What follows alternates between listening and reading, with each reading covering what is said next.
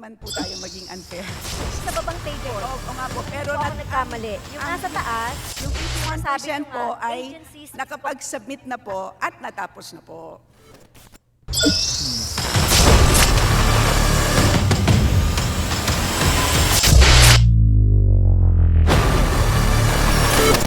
Itong mga kabanat, no, itong si Franz Castro, ganun pa rin. Paulit-ulit, araw-araw, walang ibang bukang bibig kundi itong OBP, itong Office of the Vice President, itong confidential fund, no? Masyado siyang focus ngayon sa confidential fund, lalo na sa Vice President, no? Medyo, iwan ko, ba't ganun si Castro, no? Mapa Brusas, mapa Castro, mapa Manuel, puro confidential fund yung kanyang binabanggit. At saka parang, iwan ko, allergy siya dito sa confidential fund.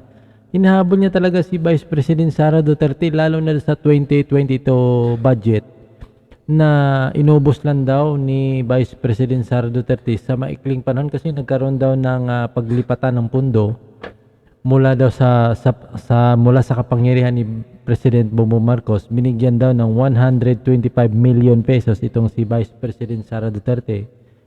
At saka ito'y napaloob sa tinatawag na confidential fund. At saka ginastos daw ito ni Vice President Sara Duterte halos sa 11 million per day. Ayon yan kay Castro. Wow. Yan ang patutsada niya ngayon na ginastos daw ni Vice President Sara Duterte itong 125 million. Ang average daw per day ang kumbaga yung ginastos na ni Vice President Sara Duterte, ang per day daw ay 11 million per day. Ganyan daw ginastos ni Vice President Sara Duterte. At kaya gusto niya malaman na kung saan ginagastos ni Vice President Sara Duterte ito. Kaya ngayon parang binabatikos yung COA para siguro mapilitan itong COA ilabas yung datos kung saan ba talaga ginagastos, no? Saan ba ginugugol ni Vice President Sara Duterte itong kanyang confidential. Mautak yung strategy ng mga taong ito. So panoorin niyo ito mga kabanat, yung bakbakan ni na Congresswoman Stella Kimbo at itong si Franz Castro. Ganun pa rin sa budget ito mga kabanat. mga narinig ko. So yung unang-una, meron talaga na confidential fund ang Office of the Vice President for the year 2022. Tama po? Tama po. Na 100. Malinaw naman din po sa NEP 2024. Yes, na 125 million. Tama po. Number two, etong 125 million na ito, yung mga confidential fund, ay kina-cash advance. Tama, di ba? Tama po? Yes, Madam Speaker. Yes. So, hindi lang yung Office of the Vice President, Madam Speaker, pati na rin yung ibang mga ahensya. Itong mga confidential and intelligence fund ay cash advance. Yes, generally speaking, Madam Speaker. Thank you po, Madam Sponsor. Number 3, sa loob ng 11 araw, ang computation nga ng makabayan ay 19 days. So 11 days pa pala noong may audit. So sa loob ng 11 araw, merong 125 million ang Office of the Vice President para sa kanyang confidential fund in cash. Tama po? Tama po, Madam Speaker. Number 4, sa loob ng 11 araw, ginastos ng Office of the Vice President itong 125 in 11 days, pumapatak na more than 11 million a month. Tama po ba? More than 11 million per day. Sorry. More than 11 million per day sa computation ko po. Tama po? On the average, Madam Speaker, So, yes. So ginastos itong 11.3 million a day sa Office of the Vice President bilang confidential fund noong 2022. Okay, so yun po yung anyway, yan din po yung gusto ko na lang ding linawin dito sa COA. Okay? So, doon na lang po tayo doon sa usapin ng JC, doon sa entitlement. Okay, isa sa naging contentious na usapin noong DBCC ay yung entitlement ng Office of the Vice President nitong confidential fund. At nakalagay nga po doon sa nakalagay nga po sino ba yung entitled dito sa confidential fund. On the general guidelines, kahit saan man po nanggaling yan, anumang pondo na pinanggalingan yan, pero ang pinakamahalaga po dito, kung wala ka sa budget, hindi otorisado ng Kongreso, wala yon.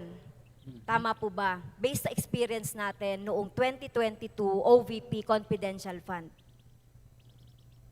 Kasi kung hindi po ito expressly provided for budgetary allocation doon sa ating GAA, ay hindi entitled ang anumang ahensya.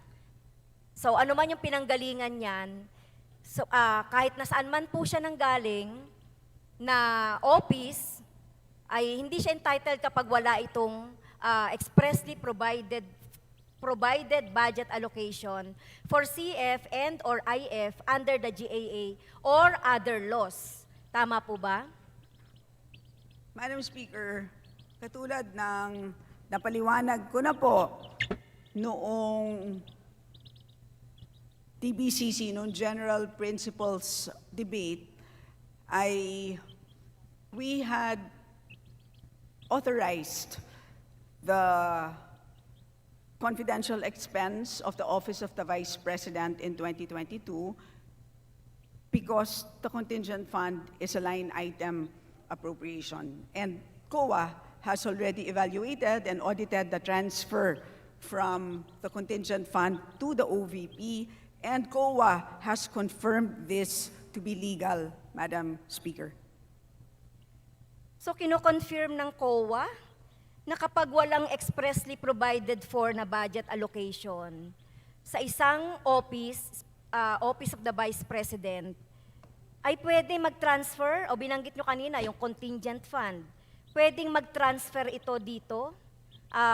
Kino-confirm ba yan ng COA, Madam Speaker, distinguished sponsor?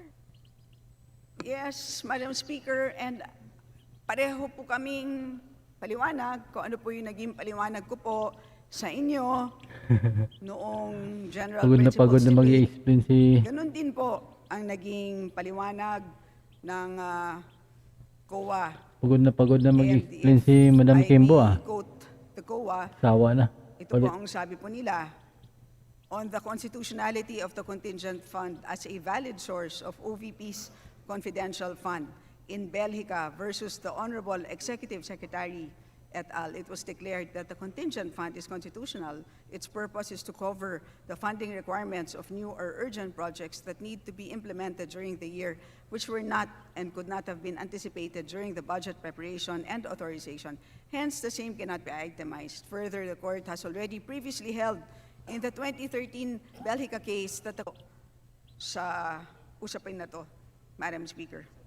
Yes, yun pong decision ng Supreme Court sa Belgica cases ay yun tungkol sa constitutionality and legality ng contingent fund. Okay? So ang contentions po natin dito ay yung pagta-transfer ng contingent fund sa Office of the Vice President noong 2022 na wala namang expressly provided for budget allocation for confidential fund. Wala po akong problema. Kung nanggaling yan sa confidential fund, kung sino man nag-approve, so be it. Pero ang kino-question po natin, ang question at hand, Madam Speaker, ay yung pagta-transfer nito sa isang budget allocation na wala doon sa Office of the Vice President in 2022. So yun po yung kina-question natin. So sinasabi po ba ng COA na yun po ay lawful according doon sa kanilang doon sa kanilang dito sa general guidelines ng GAA 2022 and also in accordance with their with their joint circular number 2015-01. Kino-confirm po ba ito Yes, ng COA? tama po, Madam Speaker. They confirm that the transfer from the contingent fund, which is a valid line item appropriation, to the OVP's Good Governance Engagements and Social Services Project, which is an existing line item in 2022, was a valid transfer, Okay. and of which Paulit-ulit na a itong... valid object of expense. Ito si Franz Castro mga kabanat, paulit-ulit lang tanong. Hindi nagsawa, puro contingent fund, confidential fund. Talagang mainit yung dugo niya dito sa ginagawa ni Vice President Sara Duterte eh. Wala nang ginawa. Puro na lang question at paulit-ulit din naman ang sagot. Ang linaw-linaw naman ang sagot ni Madam Kimbo pero wala eh. Iwan ko kung anong hinahanap na answer. Expenditure Namumukhang ing-ing na lang.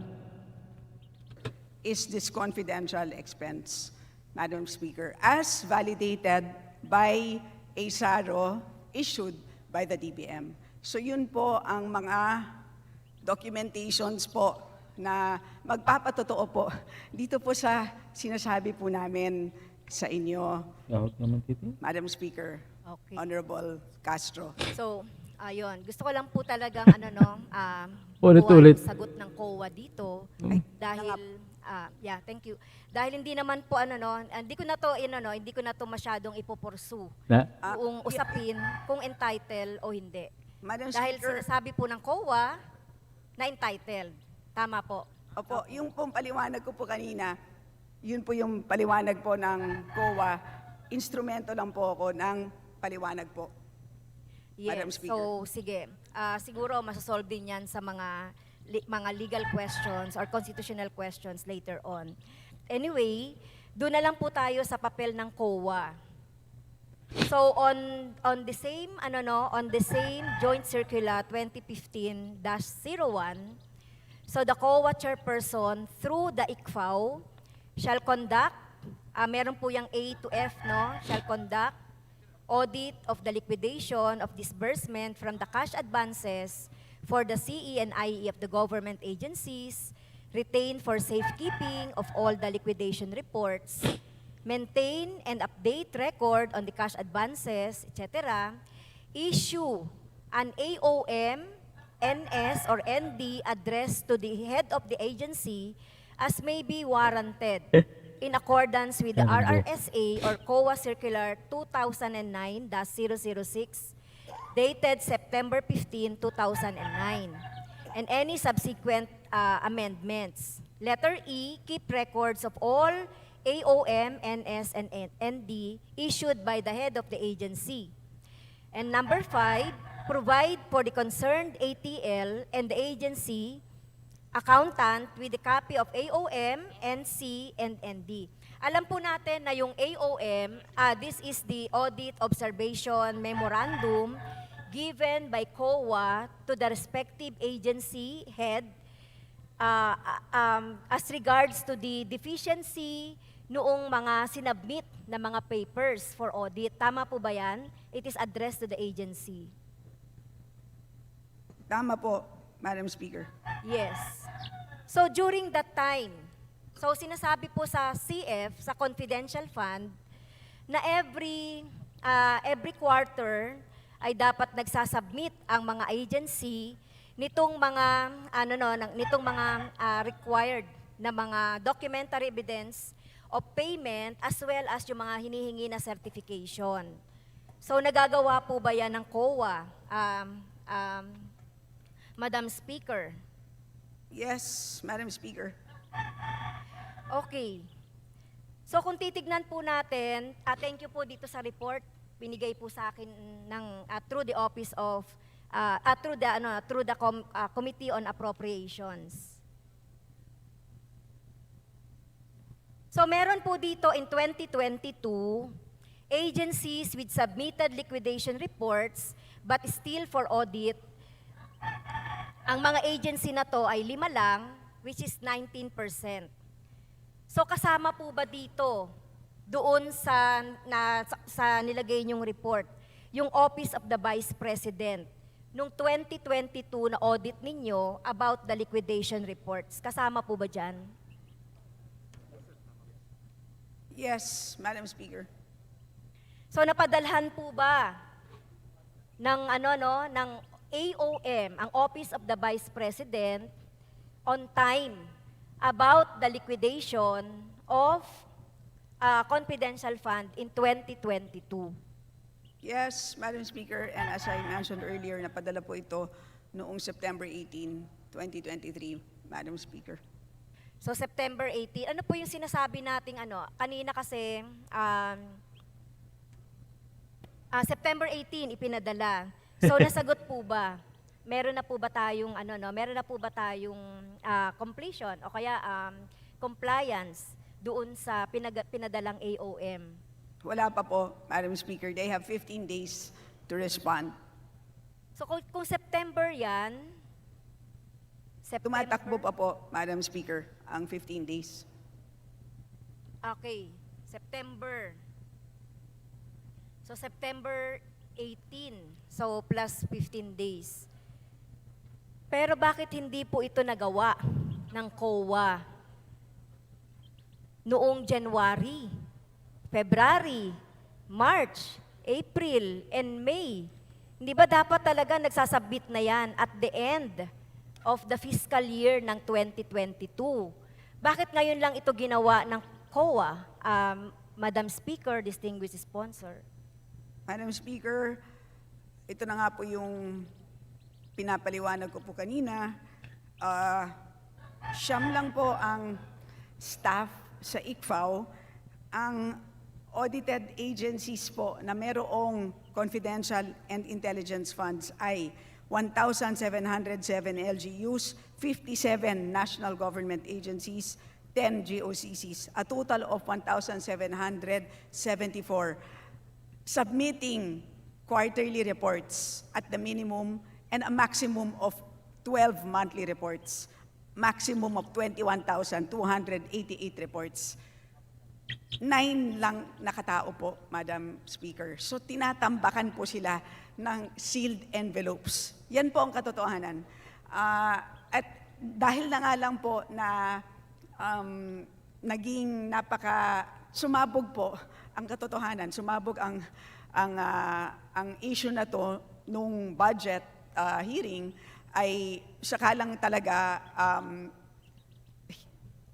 tinutukan talaga ng maigi ang issue na to. But yan ang katotohanan. Aaminin ko po bilang budget sponsor at nakita ko naman po ang paghihirap na dinadaanan ng ating very undermanned ICFAO unit, Madam Speaker. And however, that's why ito pong November 15 commitment ay talaga pong nag-usap na po kami masinsinan at matatapos po sila ng November 15 despite being undermanned. Naghihiram daw po sila ng staff from various offices, Madam Speaker. Yes, salamat po at And they nakita natin- apologize for the delay, Madam Speaker. Nakita natin yung hirap ng pag-audit nitong confidential funds na ito, considering na konti lang talaga yung mga auditor Puro natin sa confidential, COA. So hindi rin pwede nating sabihin din sa taong bayan na dahil ko konti lang kami, ito lang. Sa dinamin-dami ng mga agency noong 2022, 19% pa lang yung nakakapagkumpleto o tinitignan natin yung audit. So parang hindi naman po yata excuse yun, di ba? Hindi man lang sa teacher, hindi man lang ito nakapasa sa 75%, di ba? So 19% lang to. So yun lang naman din ang comment ko po, no? Kasi nandito po yan sa batas nandito rin po yan sa joint circular na talagang tinitignan natin na dapat na sinusunod despite of the fact na, kasi ang daling sabihin na konti lang kami, kaya hindi namin magagawa yung aming mga trabaho o nariremiss namin yung aming trabaho. Although naiintindihan natin yan, Pero trabaho yan eh. Kailangan talaga din natin gawin, di ba? Kasi nakikita ko po dito, Madam Speaker, distinguished sponsor, wala sa percentage ng agencies na nag-submit ng liquidation report ang nakaabot sa 75%. Merong nakaabot, noong 2023, merong 64% ngayong taon na to. Noong 2015, 50%. Noong 2018, 46%. Madam Speaker, if I may. Yes, so may I continue, Madam Madam Speaker, and finish sandali lang po, what kasi, I am saying? Madam Speaker, Yes, Honorable mali Stella lang, Kimbo. mali lang po yung table na tinitignan po ni Honorable Franz Castro. Tignan niyo po yung table above it. Yun po yung mas tama na table. So yung natapos po is for 2022, 81%. For 2021, 68%. Yung po tinitignan niyo po ay yung ongoing audit po. So yung pong the table before it po, kasi wag naman po tayo maging unfair sa COA. Malayo po yung 81 sa 19%.